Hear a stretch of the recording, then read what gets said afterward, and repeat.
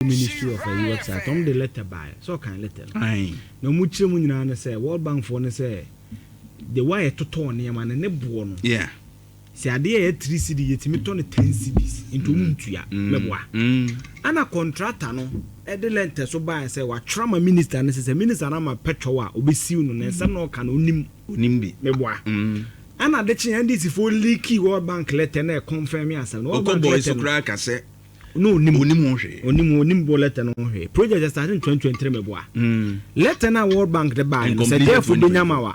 The date of the letter near the 1st September saying 2025 into Akandoh try 9 months demonstration course and yes that time nimpuna men can say letter no World Bank erase you look at the paragraph 3 or see the PPR report no was shared with the Ministry of Health project implementation on April 29, 2025. So the awareness was there. Yeah. So let the really a bra at 4 second danka. Yeah. Omo man awareness. Say your mom response we no. Response kura mo de by nan tosum. Yeah. Man Kenyan sasembia enti entua 3.8 million. How kwandum? Enti say obi kota de 3 cedis. One bank say domu no. Ade na 3, also what 10 be kirem. Mini atase o tiam na ntosuma nipa na okotoye na na nka ntre no investigation enye hwe because o tie contractor ne letter na wo ye na also wonim dia dena former health minister o komo nso say onim but World Bank control letter no. So the first question is that I'm coming. The first question is that did the Minister of Health inform the stakeholders? The former health minister and the contractor who executed the project, because you see the ministry knows where the evidence. Paragraph 3. The PPR report was shared with the Ministry of Health. You knew already. So you knew. So if you know, why did you have to wait for demonstration to happen? Why do you have to wait for your government to be portrayed as insensitive before you bring out you leak the letter to us? They are not serious. They are not proactive. The second question is that Akokwa. Sikanie koji. Ano mo boya mi si facility. Obi this guy yen cheno. That is it. We don't punish wrong in this country. And then punish wrong into wrong contractor na testicular fortitude. Say minister na me part of yeah. Or the name court me boy. No. Yeah, serious. Akrana started frequency. Onka. Or the baba kokom no konkwam. Onka. Kakra. Ba bon say we neighbor no twan fencing. Ade bet one no beto mo na. Sa ni. Yeah.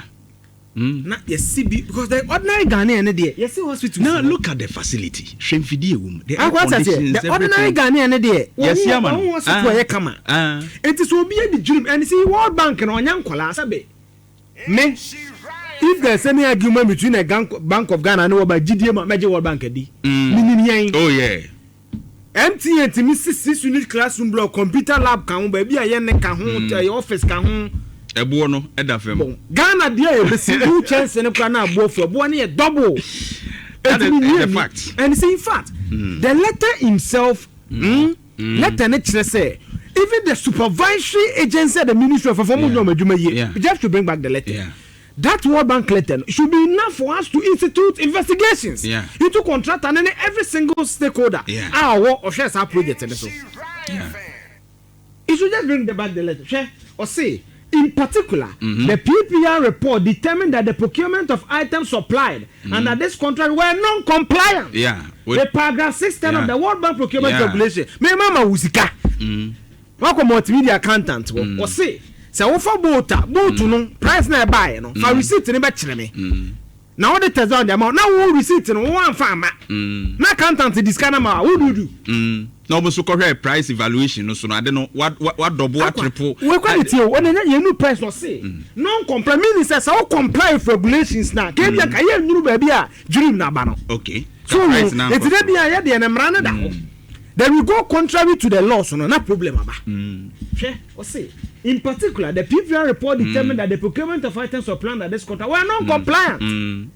But we are not saying regulation, which require the recipient to ensure that the prices are reasonable. How quite it mean can't say a ton pencil? Why you have to fight to do 50 cedi? Abo dance and they're reasonable. And they're consistent. So I can't talk about the button of 7 cedis. It's reasonable. That's what the World Bank is saying. The World Bank is yeah. Or say consistent with market rates for items of similar nature. And what the country say, or similar nature. Say, I flax here, cranny. It's a flax and a ton top Johnson 50 cities. What do you mean, cotton boom 100 cities? Yeah, it's not reasonable, it's not consistent because it's of similar nature. Oh, dear, na dear new. I don't even kind of cressa. Sorry, it's a room. Your bank number Wusika, or Sisicana Wood, you know, I'm a marathon. Your crown someone in Yanina. Oh, we and say, let them say, the PPR, which is the PPR community you have it. Or see procurement post review. Okay. Found that for most key items under this contract, prices were charged 3 to 11 times the market price. 10 cedis. It's the idea 30 cedis. Your crown near 100 cedis. World Bank there can. That's my evidence. Near 100. It was one to ya. Or we not concluding my or say. Therefore, in light of the above, and per section 8.03D of the general conditions for IDA, finance and whatever, you say, the value of the contract 3.8 million will also be cancelled and what unavailable for one day. Yeah. And one no. Yan to nyantua. Manya farmer, more cromful. And I can't let at the ban. Can I show you say? Let any buy my fair contract and so I might justify price. Minister, because I'm 9 months, you cannot tell me that you are still investigating after 9 months. We need a hospital. It's 9 months, we need 9 months. A contract I never want to tell me, must say charging. That's what you do. But if you wait a demonstration in Kosua, you are not a serious minister. You are not serious. Yeah. Because I have hard time conduct 2023. Give me the Bank of Ghana average interbank rate for 2023. 3.8 million. You're 10. As I get 8 million Ghana cedis. Ashering. Weija for Kabenya Hospital. Maybe our baby or back crabby. You back 1 year, then never come. Specialist. Look at the facilities there. But 9 months, your investigation. Back what we are about the no hands and you see, you process. So whoever supplied, whoever supervised, whoever contracted must be answering questions. We don't need consultation. World Bank said, "My needs so." And said, "World Bank there, aqua everything you need." Yeah. I catch a phone. Ghana, high economy is that's one of their dreams. That's what comes the BBC report to be French FM. They're the greatest of respect. BBC FM. Yeah. In the order of preference, it's a truism. I quite say I want to be busy for yeah. So could do land and off a cuckoo. The card needs a security. That's the truth. Sure. Unless you are being hypocritical. Yeah. So the point is that the World Bank are not fools. Yeah. World Bank in let them even implicate it. Only me until so discover what they must say. Maradin, some Hanos. When in Branas to mean to ya, you shall World Bank about them. Right. Yes, a conduit box on to the 10 CD. And I'm quay, a jab watch electric cars. A jab watch it. Brunio Okodomu. I'm the 3x3 conduit box on the 10 saying no actual. Oh, a 2 CD no actual. I'm some to a patches box no actual. Or some to a ceiling rose no actual. So one in some bonnet number per electrician. Okay. The minimum. I'm to a trunk and no actual. And you need so catchable. Aqua. Ceiling rose in our some bois. And we say no. We say no. Say, and I'm because a politician, they are not smart. Yeah. An MPP problem has suddenly become an NDC problem because of what? Yeah. Because of non-communication. But in the full soldier, be no small boy, be na kasa sano. Oh, but they let me kind of professor in sorting. They are myopic in their views. Then I can say, if not backdoor deals, then what else? Because I didn't think I want to mean from more engaging. I'm quite careful. Simple hospital. Mama Osika. About 40 million. First hospital. Mr. Oscar, I'm a man. And you Usika. Men are a demand, Mr. Messier.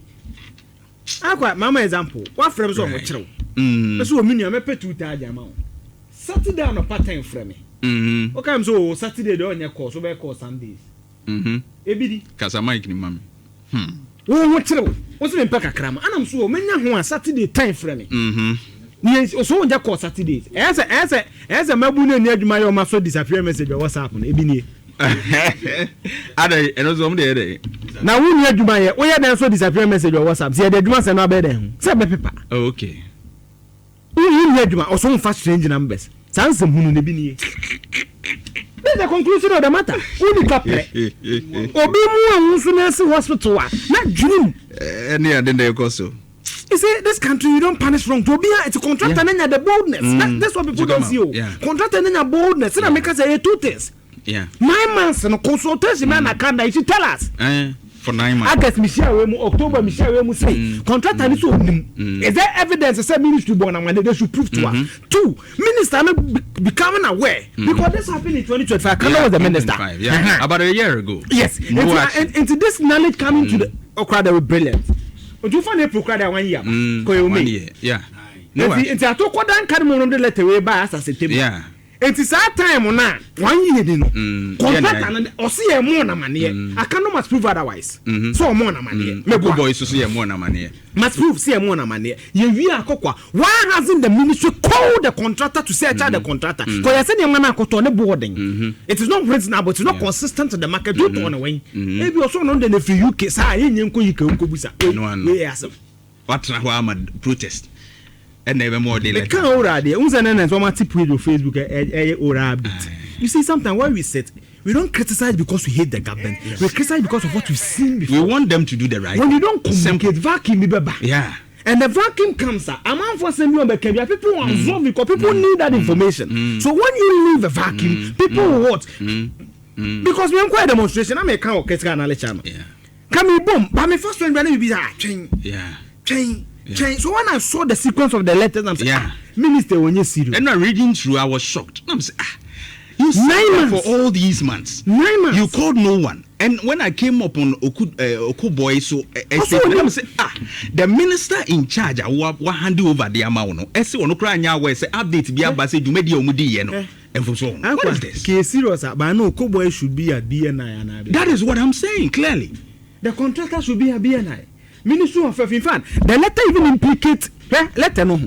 Then come out Akandoh Juma simple paragraph 3 na the margin bass. Suggest on the letter baba. And Akandoh Juma easy. Yeah. Because why would the World Bank write to that unit? The PPR report project implementation was shared with the Ministry of Health Project Implementation Unit. And on the yeah. And what the morning show na say won sa ye ma ya na da ho eche ye ti akokwan kan kasa and on ye bebusa yeah exactly. But you see, so if Okuku Seku fails to ask you right no any answer can answer we blame. And these people too, their roles are not coterminous. You know, you can easily get them. They are just technocrats. Asam ki tuwa and kayata yeno. It will because omo back if omo ye jirigo ba can you debate them no. Even on himself we are not investigating but obia troll let say amount ono acha konfo na man ono aka cho say hana me hwa kromu ni free ba implementation for no ana dey free ba I want me hwa World Bank nyankwala ana too we didn't cajole them to give the money they gave the money at our own convenience and saying that if I'm giving you money conform to my that process. No you didn't do it. How difficult is this? It's serious. That is the reason. But beyond telling us what the reason is and why the hospital has not been open, you must go after people to answer questions. It's true. And then he has FBI crackasa. Even the CIA go to communicate. And now I'm on your Facebook page. I'm on to and why do you communicate? You communicate. You call court say Nancy when you don't carry the people along. You don't want demonstration. They are naive of this fact. Yeah. Now on say adro kakra because they now understand what is going on. And I go for them me can be. The day the allegation was made. Nya what say no. Ebia. And now you see you came in self until. Aye. Yes you ban no. That's what about communication. Enti mahama na boom sama ya na ono no bezo kundun kola wo mi hospital. On the counterfactor. Oko odinam na kura. Say nene maka kire no me say na ban no. Ebe yiko ni year on hwesa na o ma we go appointees no mo ye no ma anya o madwuma ya communication because hokwa say contractor no say be ye mia na ho a and ye gi sika say ade ne board ko to no wonya onya kokuduro ntro e me tiatia minister say wo di abrame siu Contractor is a cow. There's the flip side of it because we scan ma. It will die a cat. Yeah. It's serious. What's I say? Or die a cat allegedly. Or die a cat. So die a cat. Well, let's go after the people who are supposed to ensure say can ma. Yeah, sure. Sure. Go for 10 million. Eh? You say, and you can't say, I want pretend any niska and niska and Yamaya nin quadi. 45. 45. 45. Ah, that's how they say 45. 45. 45. I could say, acquaintance. Acquaintance. Ebi humanitarian council the contract no de tesokana de akokwa de si etu even 10 krana ebi a tenant ke bi a menu kro makrabia se de be bibia man yen na obi negligence intino ese de question. You see, this is my worry. So I always say to any government akokwa, take your communication seriously. Semunima boys if future me smart. Yeah. Give them machines to be able to communicate effectively for the party. Yeah. Yeah. Come and take demonstration. Come and check Guna BBS at the Tobo. So when I saw the sequence of events, I think the next day I had wanted to handle this issue. Now I'm saying no. I sensed something underground. Until the weekend, I mean, document when I'm saying yes, what I suspected is true. And because I got 10 man documents by. Even I think say I got it on Friday. When the contractor came to contradict the minister, say obesi no. And then this camp led by Samuel Fied and I'm Perry Facebook on leak the face. And they were also complaining say abino pese we MP no nso MPP. Yes. So there were people who were saying say because of the MP no wo mo aban na ye they don't want to what MP ni di animu current wo mo no there is a letter. That's where wo mo push we yaba. So why were you sitting on it for 9 months? How come I say 4 questions? Are you serious? Then I am in 9 months. Why now your project no so no away. Go see. On enter se manya mo wan. Love for many me ya. On kan ya no. Oh we are total phone. Hey. As if we get payment. As if when we are to manage. I do come contract and the last check it. Aye. So who was supposed to supervise that road?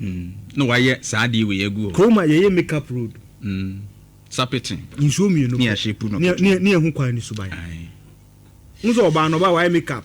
Seriously. Ohuru na nima no hu ni suban. Sa na Ghana ye kwante. Seriously. Ohuru kwan na nimpe nso mienu pe no hu kwan ni suban. But obi wo agency wa supervise. Mama another example why I say I believe the World Bank. Last week road minister call kwan na ho no. Otinye kosi my pro na for no. Yeah. Aye. Wajiska no. Na see de mamu bia de amamu 66 million. So sha omu hu say minister e ba no. No me de no ko dwi so. Say minister no so free built environment say ade a wo kan de nyɛ 3 months. Ana community members na da no kan so wo ma ha. We are born bad. Na ni na bufu was asam na kwakwa ma me 1 minute ni yende ya. Just a minute now. Regional engineer na nke so onu na nanyen tietia wo no like the health procurement unit also mo nanyen tietia kwatwe hospital no say fidie na ba obi anzi the person yes no omu nsi ho ana mo edi ka so papa mu nyina so mo be wie budget no I be kwa approval no obo say monitoring amount 2 million Ghana cedis no what 66 so an monitoring bia o akwa ne scan say mobilize 66 million 66 million unko it took the minister to come from Accra and me wanna come up papa mu nyina minimum force you mu nyina edi e wona ya na bia fe eje it won't we make unza me bom Akandoh bekom health procurement unit that's all you know onye it's just the same as the Ramsey side story it's serious obi nye na say no radar for na etiem do mahama na ebe for so be hospital that's it Eugene Osei-Tutu to the fact checker. Thank you very much, Eugene. Abusuya road as my okay.